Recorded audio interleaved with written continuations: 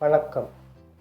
தலைமுடி நீண்டு வளரவும், அது நடுவில் கட்டாகாமல் இருக்கிறதுக்கும், முடி உதிராமல் இருக்கிறதுக்கும் ஒரே ஒரு வழி.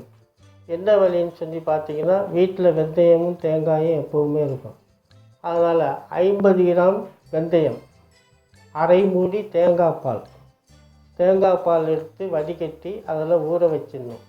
அது ஊறின பிற்பாடு அதை நல்லா நைஸாக அரைச்சிக்கணும்.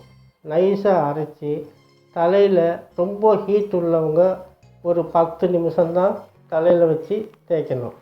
இல்லை ரொம்ப குளுமை இருக்குது உடம்பு அப்படின்னு சொன்னால் ஒரு 5 நிமிஷம் பொறுத்து தடவிட்டு போய் குளிக்கிறதுக்கு போயிடலாம். அப்படி குளிக்கிற போது இது சின்னவங்க பெரியவங்கன்னு எந்த கணக்குமே இல்லை.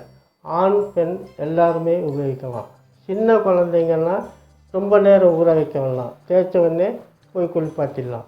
சீயக்காயை போட்டு குளிப்பாட்டிடலாம். மறாவது நாள் நீங்கள் ஷாம்பு, முதல்ல இந்த ஷாம்பு போடுறதுனால தான் முடியே கட்டாகுது, முடியும் உதிருது.